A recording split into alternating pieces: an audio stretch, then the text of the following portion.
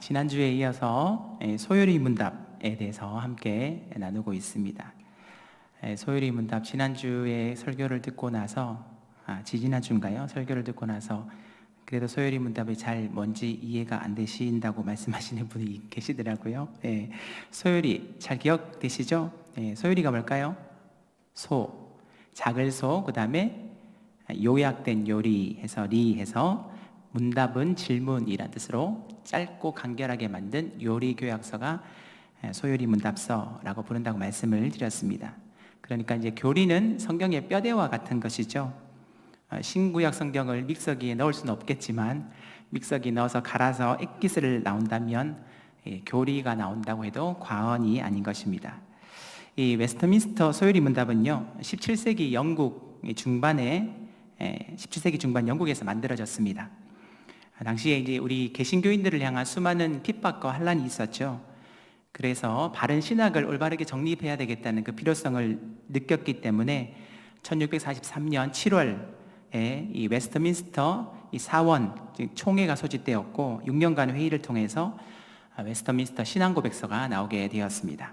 뿐만 아니라 교회 정치 또 예배 모범도 만들어졌고 평신도 기초 교육을 위한 웨스트민스터 대소요리 문답이 만들어졌습니다. 그러니까 우리 장로교 같은 경우는 이 선교사들을 통하여서 이 장로교 선교사들을 통하여서 복음을 받았기 때문에 이 웨스트민스터 신앙고백서와 함께 대소요리 문답을 우리가 받아들여서 사용을 하고 있습니다. 소요리 문답은 총 107개로 되어 있습니다. 대상은 누구를 대상으로 한다고 말씀드렸는지 기억나실까요? 초신자와 청소년을 위한 용도로 만들어졌습니다. 그만큼 쉽고 기초적이라는 것이죠. 소요리 문답을 통하여서 기초교리를 잘 이해를 하고 배우면 이단의 공격으로부터 우리 자신을 방어할 수 있는 힘을 갖추게 됩니다. 또 지정의를 올바르 겸비한 하나님의 자녀로 살아갈 수가 있게 되겠죠. 오늘도 이 교리 설교를 하며 조금 주무시는 분도 계신데 열심히 집중해서 함께 듣고 또 은혜를 받는 시간 되었으면 좋겠습니다. 소요리 문답 제1문 기억은 나실까요? 우리 같이 한번 읽어보도록 하겠습니다. 소요리 문답 1분입니다. 시작. 사람의 주된 목적은 무엇입니까? 사람의 주된 목적은 하나님을 영화롭게 하는 것과 영원토록 그를 즐거워하는 것입니다. 좋습니다. 사람의 제일 되는 목적을 제1문으로 물어보고 있습니다. 쉽게 말하면 왜 사는데? 너 왜 사니? 이 말입니다. 그죠? 왜 그렇습니까? 목적이 없으면 방향 없이 각자가 원하는 대로 살기 때문에 그렇습니다. 사사기 때처럼 각기 소견에 옳은 대로 행하는 것, 그것이 바로 목적이 없고 방향이 없으면 그러한 삶을 살 수밖에 없다는 것이죠. 소요리 문답 제1문에서는 사람의 창조 목적과 정체성을 알려주고 있습니다. 목적이 없다면 어떤 인생을 살아갈까요? 불안하겠죠. 그리고 혼돈 그 자체일 것입니다. 그리고 기준이 없기 때문에 인생의 답이 보이지 않습니다. 그래서 욜로족이 되기 쉽다는 것이죠. 그냥 한번 사는 인생 즐기고 먹고 그렇게 하다가는 인생 끝낸다 이렇게 생각을 하는 것이죠. 그래서 소요리 문답 첫 번째 질문에서 사람의 주된 목적, 제일의 목적, 최고의 목적을 정확하게 말해주고 있습니다. 사람의 주된 목적이 뭐라고요? 하나님을 영화롭게 하는 것. 굉장히 수준이 높으십니다. 지난주 배웠었는데 다 기억하시네요. 그죠? 하나님을 영화롭게 하는 것. 이게 무슨 말일까요? 우리의 삶과 하나님의 영광 사이에 어떤 특별한 관계가 있다는 것이죠. 하나님은 신이시고 우리는 사람이기 때문에 하나님의 영광과 우리의 삶이 상관이 없다라고 생각을 하기 쉽습니다. 그러나 하나님은 인간을 창조하신 목적에 대해서 분명히 말씀을 하고 있죠. 이사야서 43장 21절에 이렇게 말씀을 하고 있습니다. 우리 같이 한번 읽어봅니다. 시작. 이 백성은 내가 나를 위하여 지었나니 나를 찬송하게 하려 함이니라. 아멘. 인간을 창조하신 목적이 뭐라고요? 나를 찬송하게 하기 위해. 그러니까 하나님을 예배하도록 하기 위해서, 하나님을 찬송하도록 하기 위해서 인간을 지으셨다는 것입니다. 그렇기 때문에 우리 그리스도인들은 삶의 모든 영역에서 하나님을 드러내는 예배자의 삶을 살아야 된다는 것이죠. 그러니까 우리의 생각 가운데 이게 늘 있어야 됩니다. 하나님께서 무엇을 기뻐하실까? 그리고 그 기뻐하심이 다른 무엇보다 최고로 우선시하며 살아가야 된다는 것입니다. 그것이 바로 무엇일까요?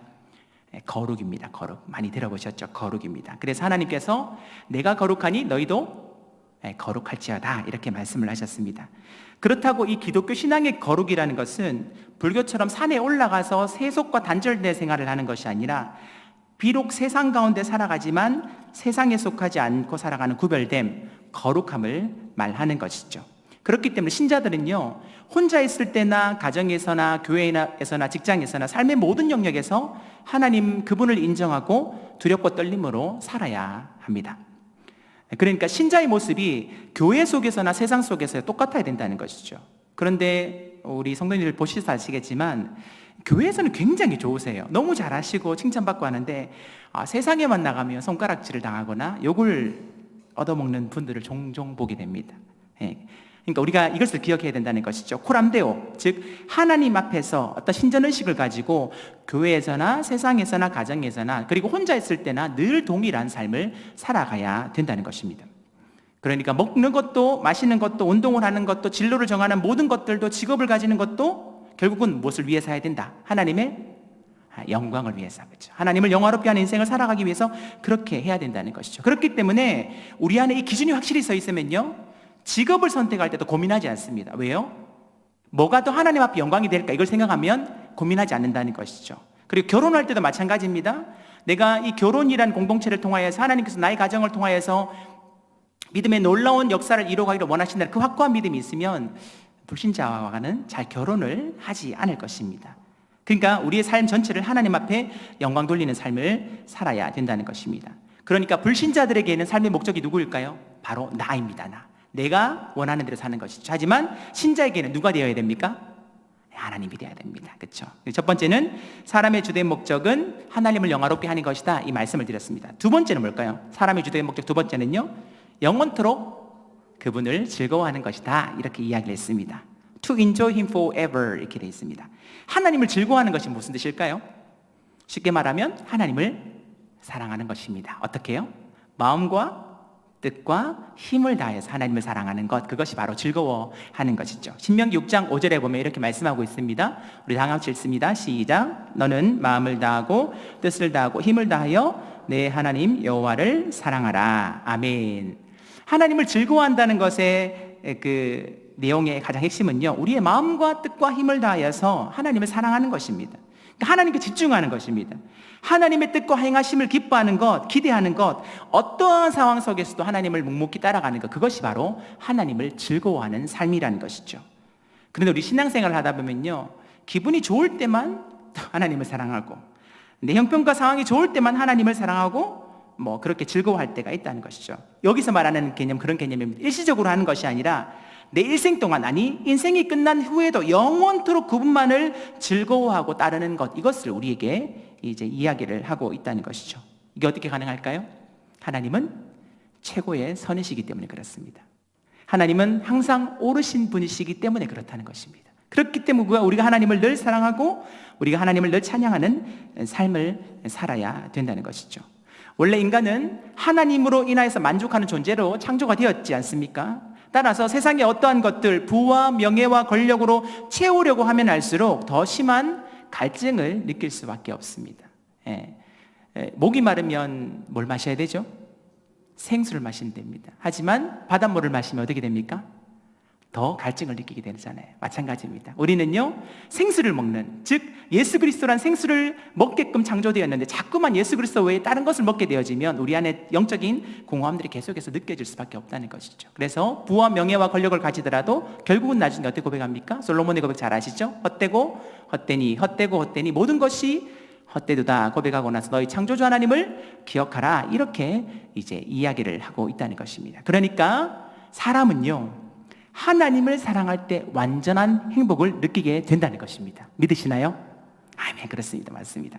그러니까 창조주 하나님께서 피조물인 인간과 서로 교제하기를 원하신다는 것 사실 자체가 굉장히 놀랍지 않습니까? 그러니까 인간은 하나님을 사랑할 때 영원토록 그분을 즐거워하고 가장 행복하게 살 수가 있다는 것입니다. 그러므로 먹든지 마시든지 무엇을 하든지 오직 하나님의 영광을 위해 살아가되 마음과 뜻과 힘을 다하여서 하나님 한 분만을 사랑하고 또 영원토록 즐거워할 수 있는 저와 여러분들 다 되시기를 예수님의 이름으로 축복합니다. 자, 이문 들어가겠습니다. 이문 한번 읽어보겠습니다. 자, 이문입니다. 자, 시작. 하나님을 영화롭게 하고 즐거워하는 것을 지도하시려고 하나님께서 우리에게 어떤 규칙을 주셨나요? 하나님께서 우리에게 주신 유일한 규칙은 구약과 신약에 기록된 하나님의 말씀입니다. 이렇게 되어 있습니다. 그러니까 조금 전에 사람의 주된 목적에 대해서 말씀을 드렸습니다. 하나님을 영화롭게 하는 것, 그리고 하나님을 영원토록 즐거워하는 것이시라고 말씀을 드렸습니다. 그럼 우리는 어떻게 할 수 있냐 이 말입니다. 그 방법론을 지금 이 문에서 말해주고 있습니다. 그 방법론이 무엇이라고요? 하나님의 말씀이 기록된 신약과 구약의 유일한 규칙이라는 것입니다. 여러분들, 하나님에 대한 지식은요, 시간이 지나면 자연스럽게 알 수 있는 것이 아닙니다. 또 경험을 통해서 알 수 있는 영역도 아닙니다. 사실 하나님에 대해서 아는 것은요, 하나님에 대한 지식은 우리의 영역 밖에 있습니다. 따라서 하나님께서 스스로 우리에게 알려주셔야지만 비로소 그분을 알 수가 있다는 것이죠. 마치 장님이 코끼리를 만지는 것 같습니다. 만지면 어떻습니까? 어떤 사람은 코를 만지는 사람이 있을 것이고, 어떤 사람은 귀를 만지는 사람이 있을 것이고, 어떤 사람은 코끼리 엉덩이를 만지는 사람이 있을 것이고, 굉장히 틀릴 것. 근데 각자가 얘기하는 게 다 틀릴 것이잖아요, 그렇죠? 그러니까 정확히 아는 방법은 하나님께서 우리에게 스스로를 계시해 준 만큼만 우리는 주님을 알 수가 있다는 것이죠. 하나님께서 자신을 우리에게 알려주신 그 유일한 규칙이 뭐라는 것입니까? 맞습니다. 하나님의 말씀은 성경, 신구약 성경이라고 하죠. 그래서 이걸 말해서 특별 계시라고 합니다. 따라 한번 해볼까요? 특별 계시. 그러니까 이 신구약 성경 안에는 하나님의 말씀이 기록되어 있는데 그것은 특별 계시라는 것입니다. 여러분들, 규칙이라는 것은요, 법이죠, 법. 법은 지키라고 있는 것입니다. 이렇게 해서 나를 알아라, 이렇게 해서 나를 영화롭게 하여라, 이렇게 해서 나를 너희 스스로가 즐거워해라, 이렇게 알려주셨다는 것이죠. 하나님을 알 수 있는 방법은 다른 것이 없습니다. 그런데도 불구하고 성경을 무시하고 지키지 않을 때 하나님께서 진노하신다고 말씀을 하셨습니다. 요한계시록 22장 18절에 19절 말씀에 이렇게 기록되어 있죠. 우리 다 같이 읽어보겠습니다. 시작. 내가 이 두루마리의 예언의 말씀을 듣는 모든 사람에게 증언하노니 만일 누구든지 이것들 외에 더하면 하나님이 이 두루마리에 기록된 재앙들을 그에게 더하실 것이요, 만일 누구든지 이 두루마리의 예언의 말씀에서 제하여 버리면 하나님이 이 두루마리에 기록된 생명나무와 및 거룩한 성의 참여함을 제하여 버리시리라. 아멘. 하나님 말씀에 무언가를 더하거나 또 빼면, 또 하나님 말씀을 무시하면 그 구원에서 제하여 버린다, 뭐 이런 말씀이 지금 나오고 있습니다. 근데 어떤 분들은 그렇게 성경을 중요하다고 얘기를 해도 우리가 왜 성경의 대답만을 나의 규칙으로 지켜야 돼 라고 생각하시는 분이 있습니다. 꼭 그래야만 하나? 이 세상이 넓은데 왜 그 한 가지 방법밖에 없냐? 성경만 믿으라고 하는 것은 너무 편협한 생각이 아니냐? 이렇게 질문을 하는 분도 있다는 것입니다. 어쩌면 이러한 생각들이 오히려 더 자연스럽고 맞다라는 생각이 들 수도 있습니다. 일반적인 시각으로 봤을 때는 우리가 지켜야 될 유일한 규칙으로 주신 성경밖에 없다는 것이 납득하기 어렵기 때문에 그렇습니다. 때로는 다른 것도 많이 있고요, 그런 것들이 더 지혜롭게 보이기도 합니다. 게다가 성경을 하나님의 말씀이라고 믿지 않는다면 그저 인간이 지은 수많은 책들 중에 하나라고 생각하게 된다는 것이죠. 시내를 다니다 보면 이렇게 묻는 사람이 있습니다. 도에 대해서 아십니까? 이렇게 물어보죠. 그러면서 얼굴이 굉장히 좋으십니다, 이렇게 묻습니다. 불교도 마찬가지지 않습니까? 열반에 오르면 스스로 부처가 된다라고 생각을 합니다. 그러니까 노력하다 보면 언젠가 내가 스스로 깨달을 수 있다라고 생각을 하는 것이죠. 그런데 소요리 문답은요, 아니다, 그런 것들은 절대자를 알 수가 없다. 하나님의 말씀인 성경을 봐라. 성경이 답이다. 성경의 모든 것들이 다 기록되어 있다. 이렇게 이야기를 한다는 것이죠. 다음 표를 한번 볼까요? 표 한번 띄워주시겠어요? 여러분들, 이 세상에서 하나님 알 수 있는 방법 두 가지입니다. 첫 번째 앞에 있는 게 뭘까요? 일반 계시입니다. 일반 계시가 뭐냐 하면 자연 법칙과 만물을 통해서 하나님을 알 수 있다는 것이죠. 양심, 하나님 만드셨죠? 도덕도 하나님 만드셨죠. 학문, 예술, 이런 것들을 통하여서 하나님을 알 수 있다는 것입니다. 목적이 무엇일까? 하나님을 알 수 있도록 그렇게 만드셨다는 것이죠. 하지만 그것만을 통하여서 하나님을 제대로 알 수 있다, 없다는 것입니다. 그럼 두 번째가 뭘까요? 특별 계시입니다. 특별 계시는 뭐냐면 하나님께서 우리에게 특별하게 정확하게 하나님 스스로를 알려주셨는데 그것이 바로 특별 계시라는 것이죠. 어디에 써져 있습니까? 성경입니다. 성경. 하나님에 대한 참진 지식을 알려주기 위해서 그렇게 기록을 해놓았고요, 이 성경만 있으면 하나님에 대해서 조금 안다고요? 충분히 안다고요? 충분히 알 수가 있다는 것입니다. 이것을 우리가 반드시 기억해야 된다는 것이죠. 로마서 1장 20절에 이렇게 기록이 되어 있습니다. 우리 같이 한번 읽어볼까요? 시작. 세상이 창조된 이후로 하나님의 읽어보겠습니다. 시작. 창세로부터 그의 보이지 아니하는 것들 곧 그의 영원하신 능력과 신성이 그가 만드신 만물에 분명히 보여 알려졌나니 그러므로 그들이 핑계하지 못할지니라. 아멘. 이거 무슨 말씀입니까? 하나님이 그 영원하신 능력과 신성을 어디에요? 피조세계, 자연 만물 안에 보여주셨다는 것입니다. 하지만 인간이 그것을 보면서 하나님을 제대로 알 수 있다? 없다는 것이죠. 왜요? 죄 때문에. 죄가 가려져 있기 때문에 이 천지 만물을 보면서도 이게 하나님의 솜씨구나, 그것을 모른다는 것입니다.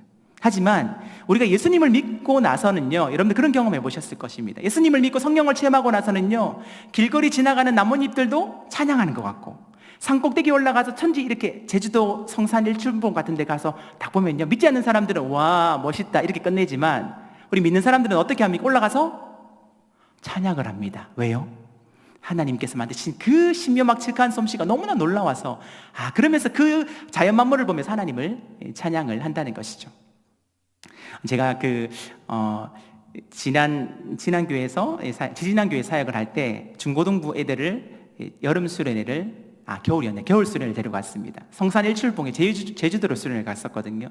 성산 일출봉에 가서 제가 20명 데리고 25명, 선생님까지 포함해 30명 정도를 가서 데리고 와서 성산 일출봉에 올라갔습니다. 올라가서 무엇을 했을까요? 네, 그 찬양 있잖아요. 주님의 높고 위대하심을. 그래서 좀 부끄러웠지만 애들 보고 찬양하자 했습니다. 하더라고요. 진짜 멋있었습니다. 근데 중요한 것은요, 그 가운데 올라오시는 분들 중에서 그리스도인들이 많았어요. 같이 찬양을 해주시더라고요. 그러면서 그 성산 일출봉 위에서 하나님을 찬양했던 그 기억이 납니다. 그것이 무엇입니까? 이 피조물 안에 하나님의 신성을 넣어주셨는데, 예수를 믿지 않고 영적인 눈이 띄어지지 않으면 그걸 모른다는 것입니다. 하지만 예수를 믿고 영적인 눈이 띄어지고 성령으로 거듭나게 되어지면 그 모든 것들이 하나님의 솜씨라는 것을 우리가 알게 되어진다는 것이죠. 하나님께서 특별 계시 성경을 우리에게 주셨습니다. 누구를 통하여서요? 1600년 동안 40명의 이상의 각기 다른 사람들이 성경을 기록했는데, 어떻게 신기하지 않습니까? 어떻게 이게 창세기부터 요한계시록까지 하나님에 대해서, 그리스도에 대해서 다른 사람들이 다 썼는데 1600년이라는 기간을 통해 썼는데 이것이 동일하다는 것이 통일이 될 수 있을까요?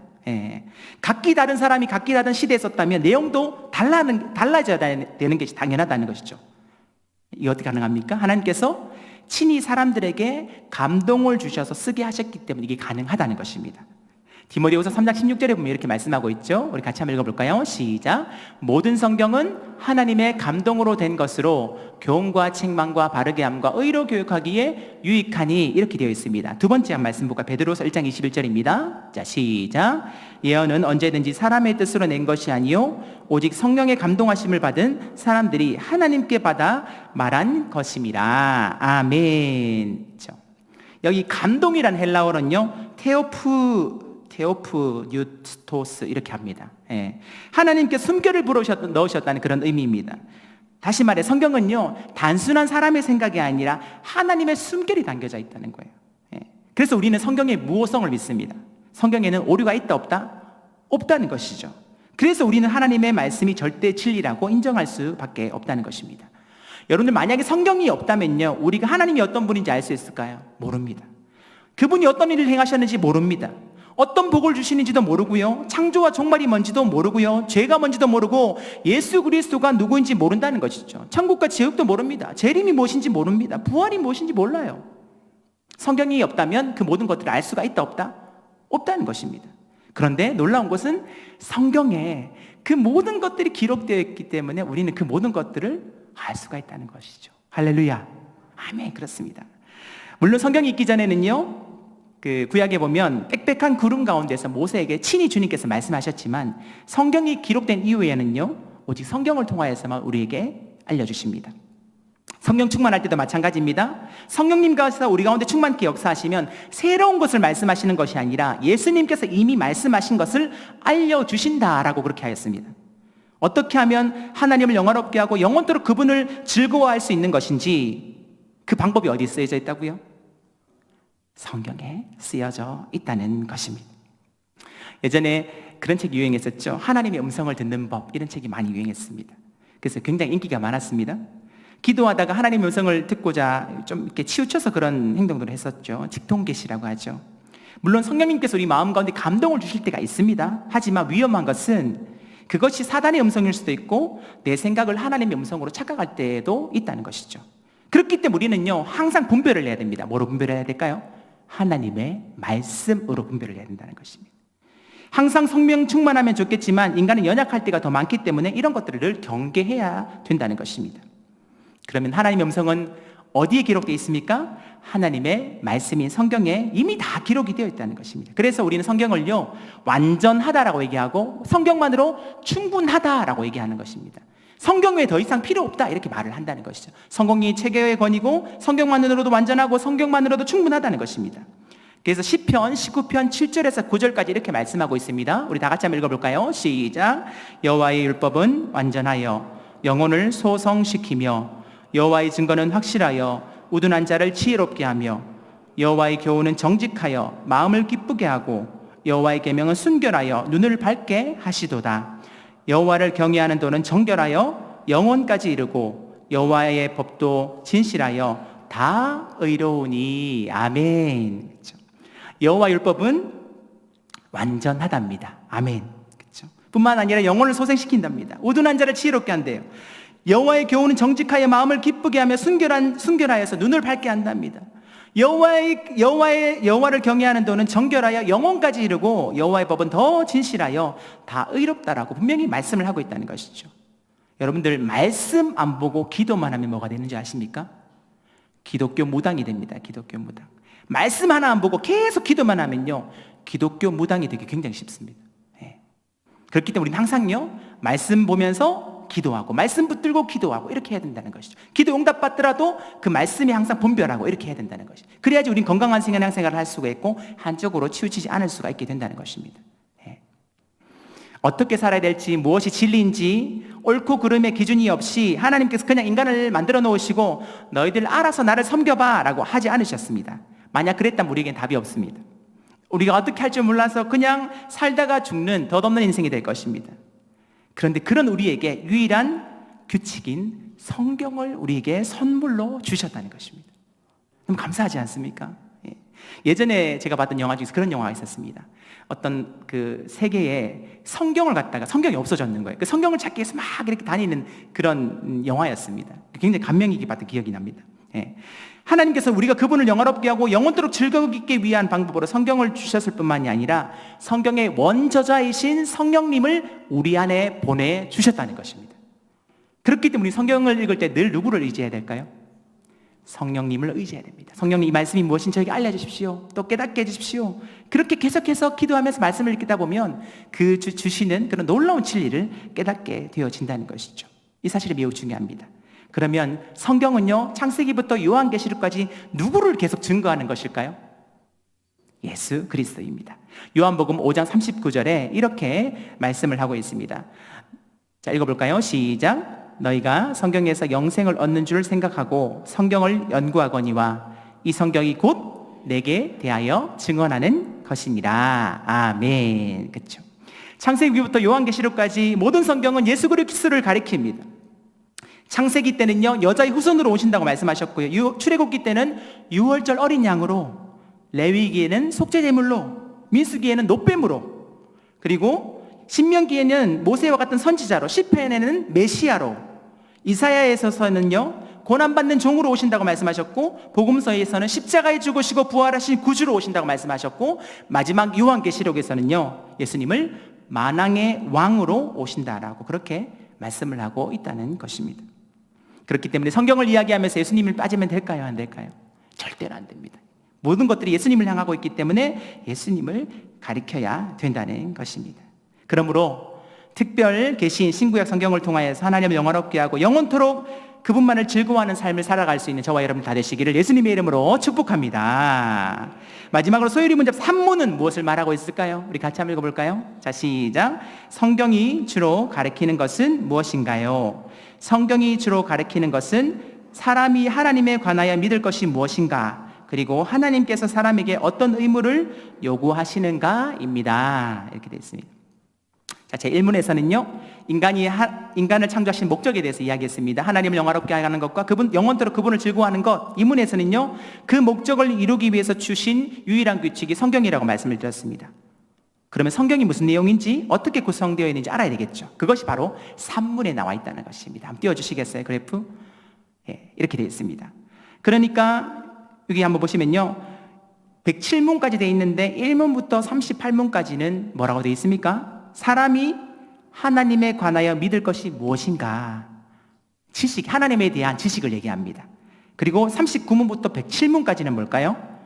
하나님께서 사람에게 어떤 의무를 요구하시는가, 삶에 대한 얘기입니다. 그러니까 1문부터 38문까지는 교리를 배우고 나면 39문부터 107문까지는 그 교리를 배운 내가 신앙인으로서 어떻게 살아야 되는가, 하나님께서 우리에게 어떤 것을 원하시는가, 이것을 말씀하고 있다는 것이죠. 그래서 누군가가 우리에게 성경이 무엇인지 설명해 주세요 라고 묻는다면 우리는 이렇게 대답하면 제일 정확합니다. 사람이 하나님에 관하여 믿을 것이 무엇인지, 그리고 하나님이 사람에게 어떤 의무를 요구하시는가에 대해서 기록된 책이 바로 성경입니다, 이렇게 이야기를 하면 가장 정확하다는 것이죠. 산문의 핵심은요, 이겁니다. 우리가 믿는 대상, 하나님에 대한 지식을 강조하고 있습니다.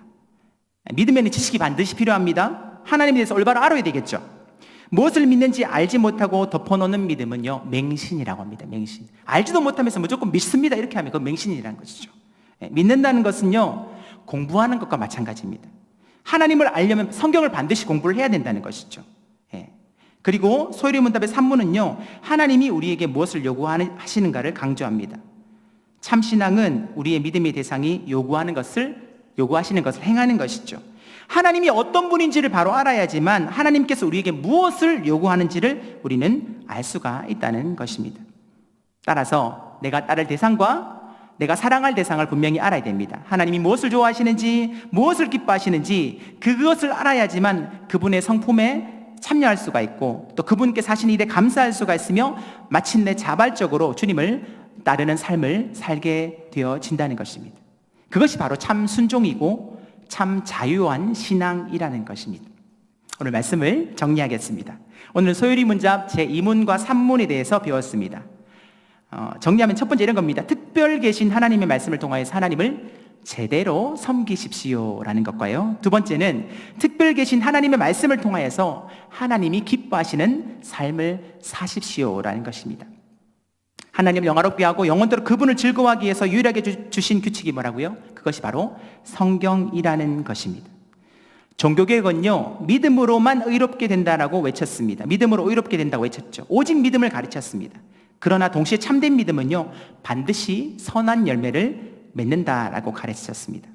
칼빈을 말했습니다. 존 칼빈을 말했습니다. 믿음만이 우리를 의롭게 하지만 의롭게 하는 믿음은 결코 홀로 있지 않다라고 이야기를 했다는 것입니다.